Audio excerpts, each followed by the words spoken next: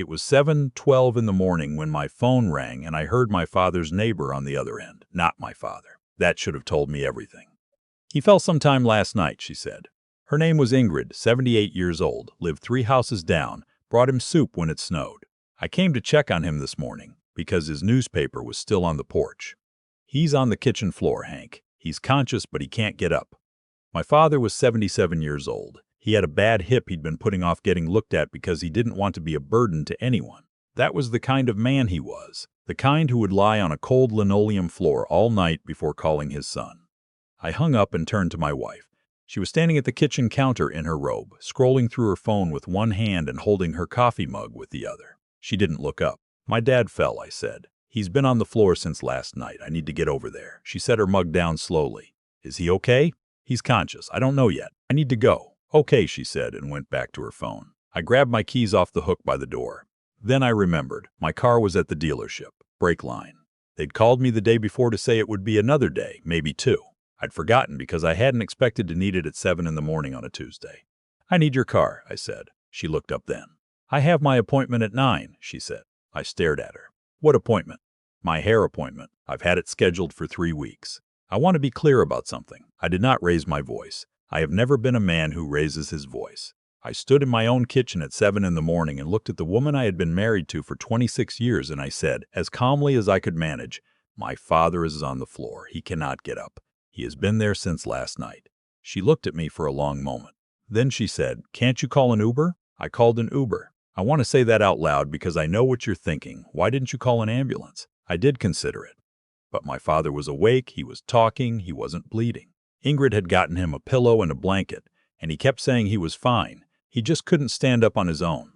I didn't want to send him into an ER waiting room alone for 6 hours if I could get there in 20 minutes and assess the situation myself. That was the call I made. You might have made a different one. I understand that. The Uber driver was a young guy named something I've already forgotten. He drove fast without me asking, which I appreciated. I sat in the back seat and called my father. "I'm coming," I said when he picked up. "You don't have to make a fuss," he said. His voice was thin. My father's voice was never thin. "I'm already in the car," I said. He was quiet for a second. "Is your wife with you?" "No," I said. "She had an appointment." Another pause. My father was not a man who editorialized. He just said, "Okay, son," and hung up.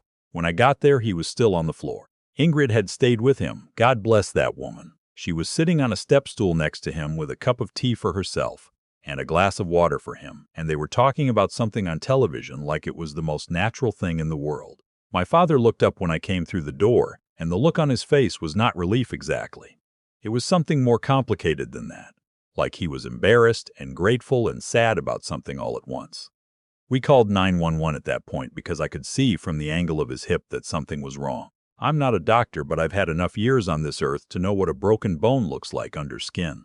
They came quickly. The paramedics were kind. They got him on a stretcher, and I rode with him to St. Augustine's. The hip was fractured. Not shattered. That was the word the ER doctor used, like it was supposed to be good news, and maybe it was. He would need surgery. He would need recovery time. He would need someone to help him. I called my wife from the hospital waiting room. "It's a fracture," I said. "He's going into surgery this afternoon." "Oh no," she said. She sounded genuinely sorry. "That's terrible." "He's going to need to stay somewhere during recovery," I said. "I think he should come stay with us." The pause that followed was not long. It was maybe 3 seconds. But I have had 26 years of marriage to learn the difference between my wife pausing to think and my wife pausing to compose what she's going to say next. This was the second kind. "Hank," she said, "we talked about this. We talked about it hypothetically.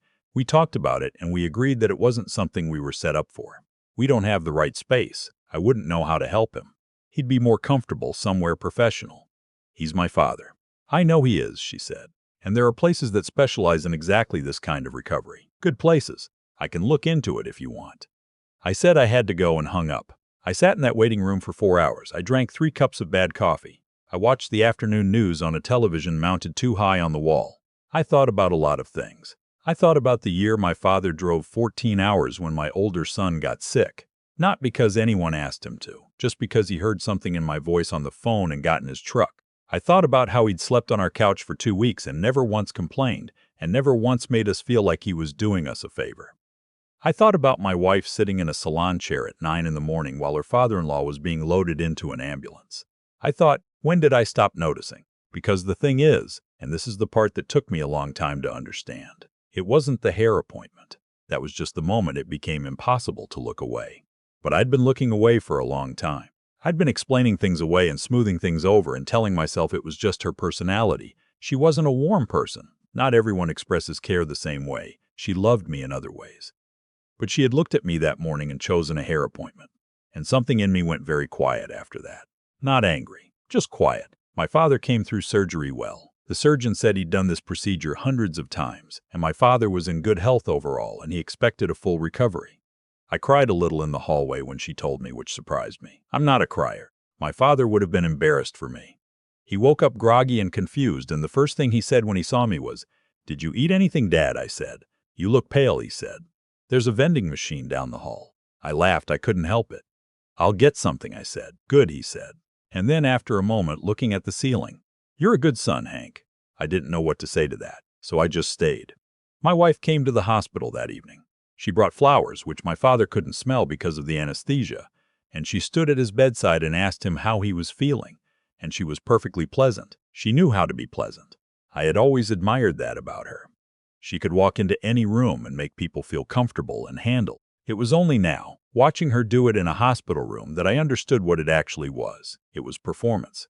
It had always been performance. My father was discharged 4 days later. He went to a rehabilitation facility. The one my wife had, in fact, looked up, and it was a good one. I'll give her that. I visited every day. My wife came twice in the first week and then not at all, and when I mentioned it, she said she didn't want to overwhelm him and he needed rest. My father never asked about her. I started paying attention differently after that. I know that sounds strange, after 26 years, to say I started paying attention differently. But grief has a way of clearing your vision. And I was grieving something, even if I couldn't name it yet. Sitting in that hospital waiting room, I'd started turning over rocks I'd left unturned for a long time. The first thing I found when I started looking was the credit card, not our joint card. A card in her name only with a balance I didn't know about. Statements going back 4 years.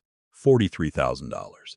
I found it because she'd accidentally left a statement on the kitchen counter, under a magazine, and I moved the magazine. I didn't confront her. I put the magazine back where it was, and I sat with that number for 2 weeks. Then I found the transfers. Our savings account, the one we'd built together over 20-plus years, the one we'd always said was for retirement, for emergencies, for the kids if they ever needed it, had been drawn down, not emptied, but drawn down significantly in increments over the course of about 18 months. The transfers went to an account I didn't recognize. When I looked it up, it was an account in her name only, opened 3 years ago. I did the math in the parking lot of a Walgreens because I didn't want to do it in our house. I sat in my car for 45 minutes with a notepad and a pen like a man in a different century, adding numbers up by hand because I didn't trust myself to look at a screen. $112,000. Moved quietly, incrementally over 18 months from our shared life into hers alone. I drove to the office of a man named Everett Bouchard. He was an attorney I'd known for years. We'd gone to the same church for a while, before my wife decided she preferred sleeping in on Sundays. I hadn't called ahead, I just showed up. His receptionist looked at me, and something in my face must have communicated urgency, because she went back and got him without asking me to wait. I laid everything out on his desk. The credit card, the transfers, the account. He listened without interrupting, which is one of the things I've always respected about Everett. When I finished, he leaned back in his chair and looked at me for a moment. "How long have you been married?" he asked. 26 years, I said. He nodded slowly. "And you had no idea?" "I had no idea," I said. He pulled out a legal pad. "Then we need to move carefully and quickly," he said, in that order. I will not go into the details of what Everett advised me to do, because some of it is still ongoing. But I will say that I followed his counsel to the letter. I opened my own account. I documented everything. I did not tip my hand. I went home every evening and ate dinner and watched television and talked about my father's recovery, and I did not say a word. That part was harder than I expected. Not because I wanted to scream at her. I didn't. The anger had burned off fast, and what replaced it was something colder and more exhausted. It was hard because I kept looking at her across the dinner table and thinking, who are you? After 26 years, who are you? I don't think I ever got an answer to that. I'm not sure the question has one. My son called me one evening about 6 weeks after my father's fall. He lives in Colorado, works in construction management, good with his hands, takes after my father more than after me. He's 31. He knew something was wrong because fathers and sons who are close can feel it across time zones. "What's going on, Dad?" he asked. "A lot," I said. "With Grandpa?" "Grandpa's doing well," I said. He walked the length of the hallway yesterday without the walker, then what? I didn't answer right away. I was sitting on the back porch in the dark, which is where I'd started going in the evenings when I needed to think. I'm handling something, I said. I'll tell you when it's done. Is it, Mom? The fact that he asked it that way. Not what happened or is something wrong between you two, but just is it, Mom? Flat and direct. Told me something. I filed it away. I'll tell you when it's done, I said again. He didn't push. My son knows when not to push. Okay, he said. But call me if you need anything. I will, I said. Promise me. I promise, I said. I filed for divorce on a Thursday morning in November, 2 months after my father fell. Everett had everything prepared. The documentation was solid. The financial discrepancy was a matter of record. My wife had, over the course of 3 years, systematically moved a significant portion of our shared assets into her own accounts, which, Everett informed me, constituted dissipation of marital assets, which is a term that means something specific in a courtroom. She was served on a Friday afternoon while I was visiting my father at the rehab facility. He was in the common room, doing a jigsaw puzzle with another resident, a retired school teacher named something I've also forgotten. They were working on a lighthouse. My father is meticulous with puzzles. He always starts with the border. My phone buzzed. A text from Everett, done. I looked at my father bent over that puzzle, piecing together the border with steady, careful hands, and I thought, he's going to be okay. And then, so am I. My wife called me 41 times between Friday evening and Sunday morning. I know the number because I counted. I didn't answer any of them. Not out of cruelty. I want to be clear about that. I didn't ghost her to make her suffer. I didn't answer because Everett had told me not to, and because I had nothing left to say that hadn't already been said through the documentation I'd handed to a judge. She left 7 voicemails. I listened to them once, late Sunday night, sitting in the same back porch in the dark. The first 3 were confused. The 4th was angry. The 5th was something between pleading and accusatory, a combination I'd heard before in smaller arguments. The 6th was quiet, just her voice saying my name twice and then nothing. The 7th was a single sentence. I didn't think you'd actually do it. I deleted them all. The divorce took 8 months. It was not pleasant, but it was not the war I'd feared either, because the documentation left very little room for argument. Her attorney was competent. Everett was better. The financial discrepancy was returned to the marital estate and divided according to what was fair, which in the end meant I came out roughly where I should have been if the transfers had never happened. Our house sold in the spring. I'd already found a smaller place by then, a house about 20 minutes from where my father was finishing up his recovery. 2 bedrooms, a porch out back, a yard big enough for a garden if I decided I wanted one. I don't know yet if I want one. I've been thinking about it. My father moved into an independent living community in April, his own apartment, his own kitchen, his own routines. He walks with a cane now, but he walks. He has a neighbor there who brings him coffee in the morning sometimes, an 80-year-old widower named something I'll let him tell you himself if you ever meet him. My father has always been good at finding people who bring him coffee. I helped him move in. We carried boxes up from the parking lot in 2 trips, and then we sat in his new living room on mismatched chairs the facility had lent him until his furniture arrived, and we ate sandwiches I'd brought from a deli he likes, and we didn't talk about much. At one point he looked around the room and said, "It's not bad. It's not bad at all," I said. He nodded. He ate his sandwich. Then he said, without looking at me, "You know what I think about? What, that morning?"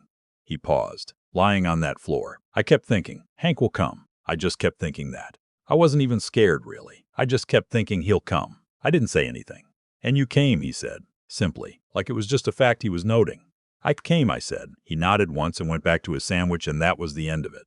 My father is not a man who needs to make a moment into more than it is.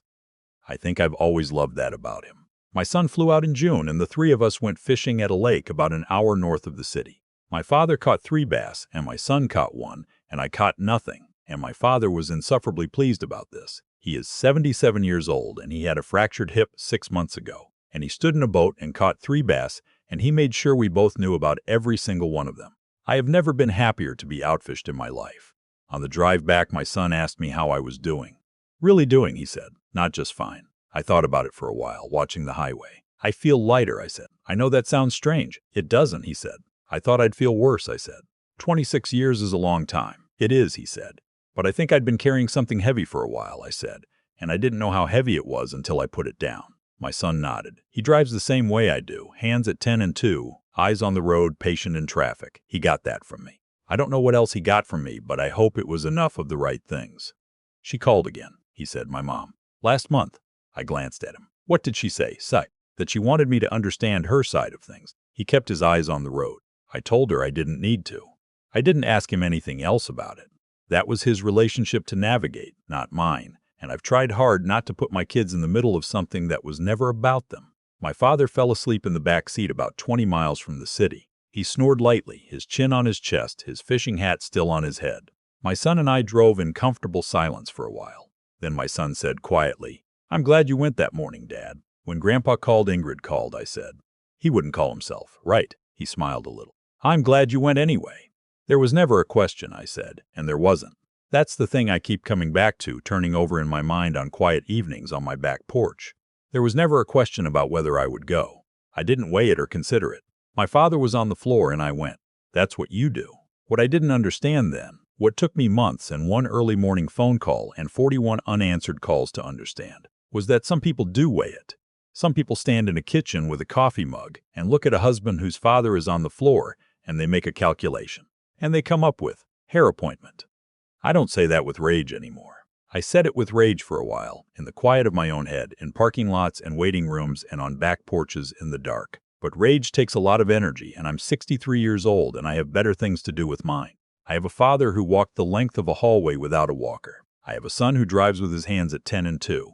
I have a back porch and the possibility of a garden and a smaller, quieter house that is, for the first time in a long time, exactly as peaceful as I need it to be. I have myself. Turns out that's plenty.